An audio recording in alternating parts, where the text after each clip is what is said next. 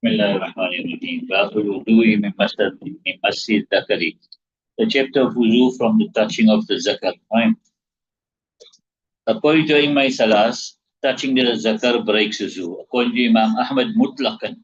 And according to Imam Shafi and Imam Malik, only when you touch with the inside of the hand, right? Then it will break wudu. According to Ahnaf, mutlaqan, it doesn't break wudu. Right? Our answer to this hadith now, the hadith is going to be mentioned here now, is two answers, right?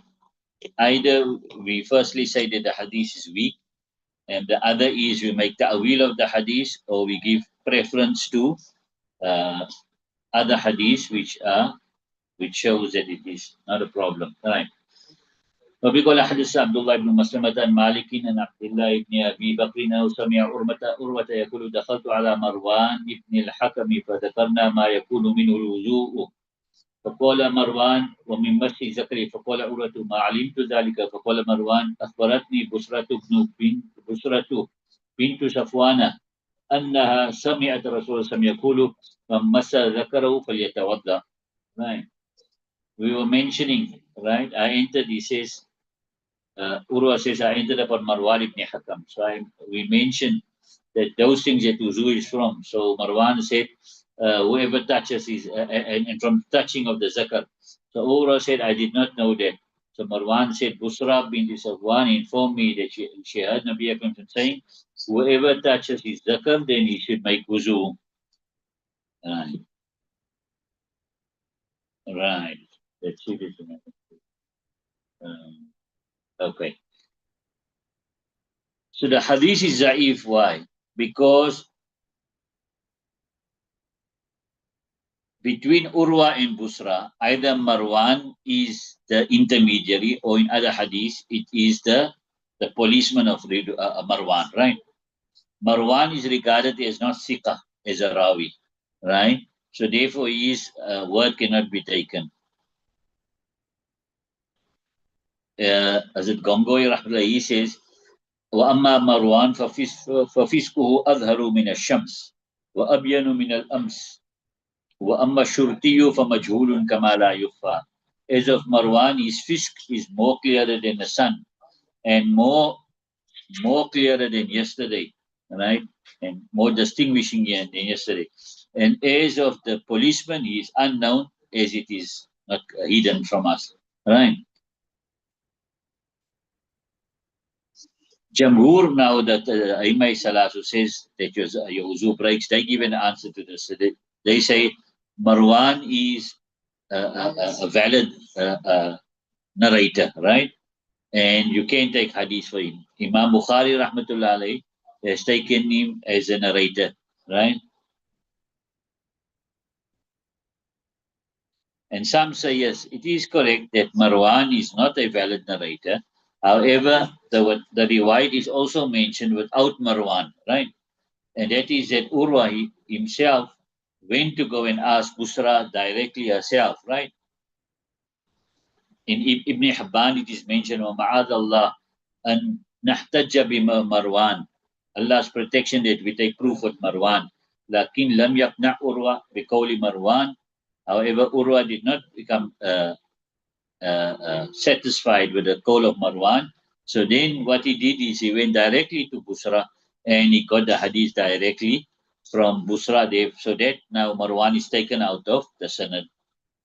Right. Our answers to this is that yes, it's correct that Imam Bukhari rahmatullah alayhi used Marwan as a narrator, but these are from the men of Bukhari who have been criticized by the Ashab-e-Naqd, those who find critical of the narrators, right? They have singled him out as one of the narrators in Bukhari who's a problem, right? Right. Imam Hafiz ibn Hajar rahmatullah alayhi, he mentions in the Muqaddamah of Bukhari, in the Muqaddamah of Fath al-Bari, that Marwan is one of the narrators that is mutakallam fi, right? The second point is Imam Bukhari rahmatullah alayhi used him as a backup, his narration as a backup, and not as the original hadith, right? And some,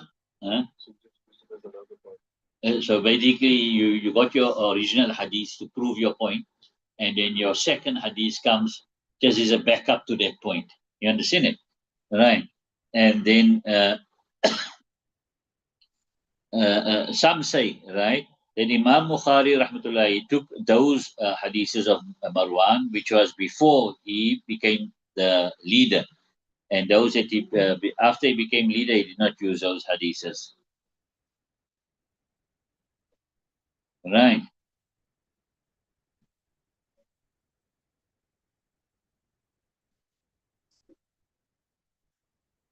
right. And then you look at this hadith also, Shaykhain didn't bring this hadith, right? Because of this here, this ikhtilaf here. Right. So so this hadith now, firstly, this entire discussion proved the this fact here that this hadith is da'if, right? The second reason is that either you're gonna you make ta'wil, right? If you're gonna understand the hadith to be correct, then you're gonna make tarjih, right? You're gonna understand the hadith to be correct. Then the next hadith is gonna come. That day will be given preference because that day is from the riwayat of Rijal. You understand? This was a woman narrating, Sahabiya, right? Whereas the next hadith is a Sahabi. So that is, and the second thing is that hadith doesn't have any ikhtilaf and ittirab in the sanad. Ali ibn Madini says, "Wa indi ahsanu min hadith Busrata." According to me, it is better than the hadith of Busra. Then the third method you go is you go for ta'wil, right? And that ta'wil can be many ways, right? You can say the hadith of Busra is carried upon istihbab. In other words, it's mustahab to make wuzu after you touch your zakar. Or the second is that you mean lughwi wuzu, which is washing the hands. You understand it? Right. Or it could mean إذا خرج من الذكر شيء لأجل اللمس. When something came out from the zakar because of touching it, right? And in the other meaning, they say Masa Zakariya means Masu Zakar bifarjil mar'ati, which is called Mubasharatul Mubasharati Fahisha. That also breaks the wuzu, according to us, right? Or else is mean yeah, Masu Zakar means Masu Zakar in the istijja. So the actual thing that's breaking the wuzu here is the istinja, not the Masu Zakar. Right. Babu Rukhsati fi dhalika. Right. The chapter of permission in that. بيقول حدثنا مسلم قال حدثنا ملازم بن عمرو الحنفي قال حدثنا عبد الله بن بدر عن قيس بن طلق عن أبيه قال قدمنا على نبي الله صلى الله عليه وسلم فجاء رجل كأنه بدوي فقال يا نبي الله ما ترى في مسيح ذكري في مسيح رجل ذكره بعد ما يتودع فقال رسول الله صلى الله عليه وسلم هل هو إلا مضغة منه أو بضعة منه قال أبو رواه هشام بن حسان وسفيان الثوري وشعبة بن عيينة وجير الرازي عن محمد بن جابر عن قيس بن طلق وبه قال حدثنا مسدد قال حدثنا محمد بن جابر عن قيس بن طلق في إسناد معناه وقال في الصلاة. Right. So narrated here now from Qais ibn Talaq, from his father, he said, we came upon Nabi Karim Sam and a man came as though he was a Bedouin. So he said, Nabi Sam, what do you see in a man touching his zakar after he made wuzu? So Nabi Karim Sam said, it is not except a lam of his, or a portion of his, right? Imam Abu Dawud says, Hisham ibn Hassan, Sufyan Thawri, Shu'bah ibn Uyayna, Jarir Razi, also narrates from Muhammad bin Jabir, from Qais ibn Talaq. Yeah, right? So they got the other, they also got, right, and from what the same sanad and the same meaning. However, in he says in the salah, if he touches his zakar in the salah, right. So now this hadith here shows it's permissible. So now Jamhur, now in my salas, they say it's not permissible. In other words, it breaks your wuzu. And this hadith shows it doesn't break wuzu. So they say here now that this hadith is weak. Because they say there's a Rawi in here by the name of Qais bin Talaq. And when it comes to Qais bin Talaq, Imam Shafi, they say, قَدْ سَأَلْنَا أَنْ قَيْسِ بن طلق فَلَمْ نَجِدْ مَنْ يَعْرِفُهُ. We asked about Qais bin Talaq and we didn't find anyone that knows him. So our answer to this here, that yes, okay, you didn't find anyone that knows him, but those that narrated these hadiths, they know him. You understand it? And they surely they know him, and they would have found him uh, uh, reliable, right? The other answer they give is that they say this hadith here is mansukh, right? From the because of the hadith of Abu Huraira, which shows that touching the zakar breaks the wuzu. So our answer to this is that this hadith of Qais ibn Talaq would be mansukh if his coming to Medina was only took place once, and if the building of the masjid only took place once, right? Uh, because he came when the masjid was being built, right? So, however, the masjid was built twice, right? First, on the first time it was in the first Hijri, and the second after Fateh Khaybar in the seventh Hijri. So it was built twice. So it's quite possible that uh, he's coming. That he came twice also. He came twice in a delegation, right? So the dates that he came was in the first Hijri and the ninth Hijri, right? So therefore, you can't say that this hadith has been is mansukh, right? Babul wudu'i min luhumil ibli. You understand? Because now it's possible that it is mentioned in this hadith that this hadith took place in the ninth Hijri, and that would be after the hadith, which shows that it breaks your wuzu. So you can't say the hadith is mansukh. Babul wudu'i min luhumil ibili. Kept of wuzu from the flesh of the camel, the meat of the camel. Imam Jamur Ulama says, they say that it doesn't break the wuzu. Imam Ahmad bin Hanbal, he says it breaks the wuzu. Right, وبيقول حدثنا عثمان بن ابي شيبه قال حدثنا ابو معاويه قال حدثنا عمش عن عبد الله الرازي عن عبد الرحمن بن ابي ليلى عن البراء بن عازب قال سئل الرسول صلى الله عليه وسلم عن الوضوء من لحوم الابل فقال تودأوا منها، وسئل عن لحوم الغنم فقال لا تودأوا منها، وسئل عن الصلاة في مراقب الابل فقال لا تصلوا في مراقب الابل فإنها من الشياطين، وسئل عن الصلاة في مرابض الغنم فقال صلوا فيها فإنها بركة. Right. From Bara ibn Azib said Nabi Akram was asked about wuzu from the flesh of the camel. Uh, so he said, make wuzu from it. And he was asked about wuzu from the flesh of the goats and sheep. So he said, do not make wuzu from it.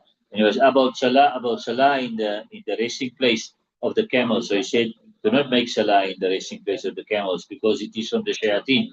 And he was asked about salah in the resting place of the goats and sheep. So he said, make salah, or you can say the pins of the goats and sheep. So he said, make salah in it because it is barakah. Right. So Jamhur now obviously they say you don't have to make salah. So what answers they give here? They say that this hadith here is doesn't refer to wuzu'e shari, rather wuzu'e lugwi, which is that you must wash your hands and mouth. Because in camel meat there's a stickiness. There's a stickiness, so therefore you wash your hands. Abdullah ibn Mas'ud radiallahu anhu says, لأن أتودأ من الكلمة المنتنة أحب إلي من أن أتودأ من اللقمة الطيبة. That I make wuzu from a bad word is more beloved to me than I make wuzu from pure meat. You got that? So he's saying, why must I make wuzu? When I eat pure meat, I rather make wuzu if I said something bad. Right? The second here is just that if you take it to mean wuzu in the meaning of the wuzu shari, then you will say that this hadith is mansukh, right? Because the hadith of Jabir radiallahu anhu is coming. Kana akhiru amlain and Rasulullah tarku wuzui mimma masatin nar. The last matter of the two matters from Rasulullah was to leave out wuzu from that which the fire touched. In other words, they never made wuzu from something that was cooked. Right. Now you do not make salah in the pens or the resting places of the camels. What consensus here that this is makruh, right? However, if a person made salah there now, is his salah done or not? According to Ahnaf and Shafi'ah, his salah is done. According to Hanabila, his salah is not done. According to Imam Malik, there's two riwayas, al-i'ada fil waqt and al-i'ada mutlaqan. He's got two riwayas there. You made salah in the Mabarik in Ibil, then you must repeat it during the time, and that's one riwayat. In others, if you didn't repeat it during the time, then you don't have to repeat it. And the other is mutlaqan repeat, right? فَإِنَّهَا مِنَ الشَّيَاطِينِ, right?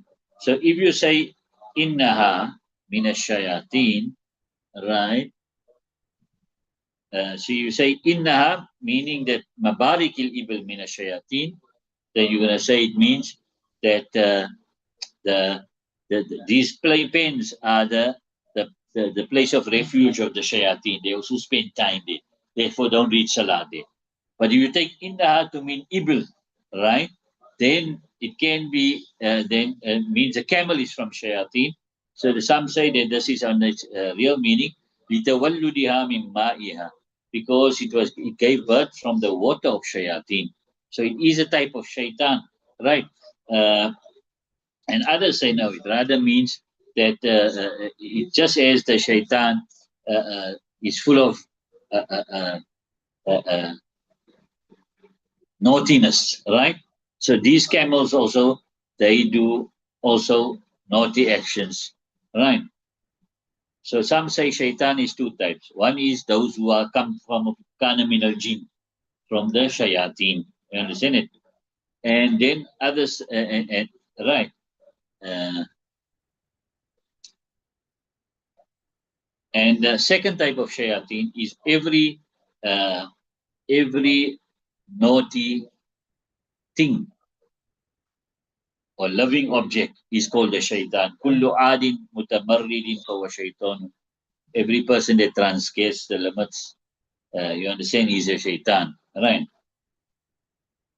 Then they have ikhtilaf that why shouldn't you leave? What is the reason that you shouldn't read Salah in Mabarik al-Ibn? Right? So they say the reason is that the owners of the camels, they would normally use the camel as a sutra, or as a what's it mean? They would make istinja. You understand it? They would relieve themselves there. So then now you're going to read salah there, and that is human waste, right? وَقِيلَ لَا يُنَزِّفُهَا أَهْلُهَا. And it said that the owners of the camels, they don't clean the stables or the pens, right? And it is, so those are two reasons. The other reason they say uh, the camel itself is very wild, right?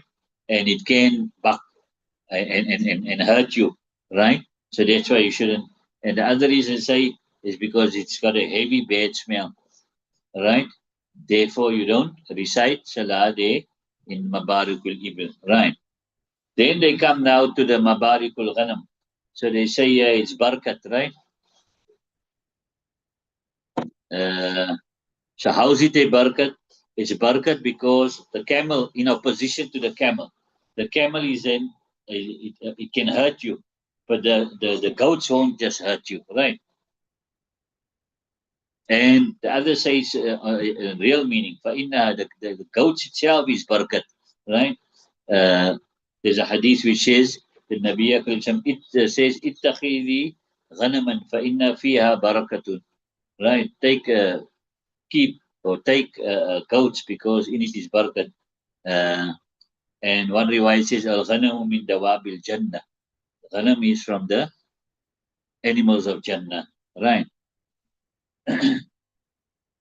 Nevertheless, so we find now one group of ulama that it is permissible to make salah uh, uh, uh, in marabidul ghanam. They say now that the abwal and the ab'ar of the ghanam is pak. And then not only that, they say all those whose meat is eaten, their bowl is pak. right? Their urine is spark. Hanafiya and most of the Shafi'iyya and the Jamhur ulama say it is najis, right? And then the least is istanzi on il bawl, those hadiths there, right? Babul wudu'i, babul wudu'i min min masil lahmin nayyi wa ghaslihi, right? Chapter of wuzu from touching raw meat and washing it, right? So now,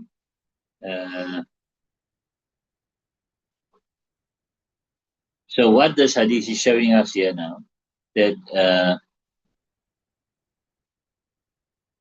actually it's more like a question, that is there wuzu from touching uh, the raw meat and washing it, or is it just washing the hand that you have to do? You understand? Is it just washing the hand that you have to do? Right. So nevertheless, Aimai Arba says, neither is wuzu a shari wajib and neither is wuzu a lughwi wajib. Neither do you have to wash your hands and neither do you have to make wuzu. Right. Let's see the hadith. فبقال حدثنا محمد بن علي وأيوب بن محمد محمد الرقي وعمر بن عثمان الحمصي المعنى قولوا حدثنا مروان بن معاوية قال أخبرنا هلال بن ميمون الجهني عن عطاء بن يزيد الليثي قال هلال لا أعلمه إلا عن أبي سعيد وقال أبو عمر وروى عن أبي سعيد أن النبي صلى الله عليه وسلم مر بغلام يسلخ شاة فقال له رسول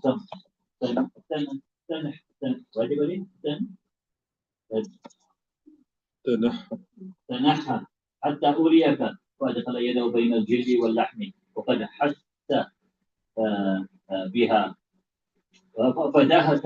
فدهس بها حتى توارت إلى الإبل ثم مضى فصلى للناس ولم يتودع.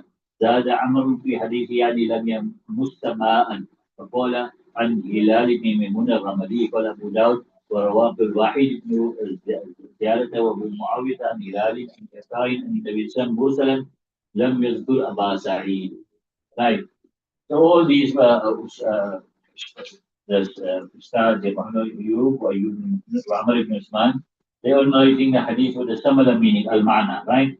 Then they take it right at the end of the sentence, and Hilal says, I do not know it except from Abu Sa'id al-Khudri. And Ayub and Amr says, I think it's from Abu Sa'id al-Khudri, right? I see from Abu Sa'id al-Khudri that Nabi passed by a boy who was skinning a goat, right? So Nabi said, go, move aside until I show you. Then he entered his hand between the skin and the flesh, and then he فدهس بها. Then he inserted his hand in there until it disappeared, until the armpits. Then he continued forward, right? Then he recited salah for the people and then made wuzu. Amar, as in his hadith, that is, it not touch water. And he said from Hilal ibn Maymun al-Ramali, because you got here Hilal ibn Maymun al-Juhani, and here he says al-Ramali, right? For Abu Dawud and Abdul Wahid bin Ziyada also narrates, and Abu Muawiyah also narrates from Hilal, from Atta, from Nabi Abu Mursal, and they don't mention Abu Sa'id. They do not mention Abu Sa'id, right? So you look here now, you see this sanad here.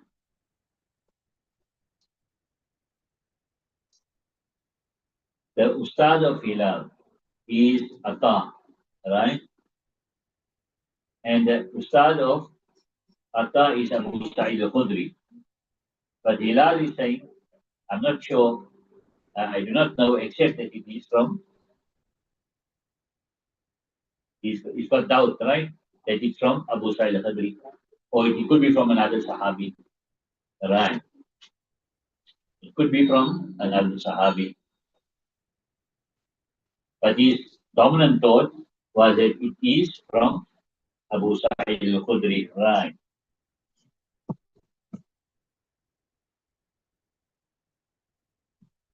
Then the other two stars, they say, لا أعلم إلا عن أبي سعيد. right? So the one who started saying, Ibn al-Ala, right? He's saying, La alamu illa Nabi Sa'id. And the other two stars, they saying, Arahu an Nabi Sa'id. You understand? So these are different words that were used there, right? Let's see if there's anything else here. No. Okay, yeah. So who's this youngster that was still pleading? They say Muaz ibn Jabal radiallahu anhu. Babun fi tarkil wudu'i. Okay, leave it. Okay.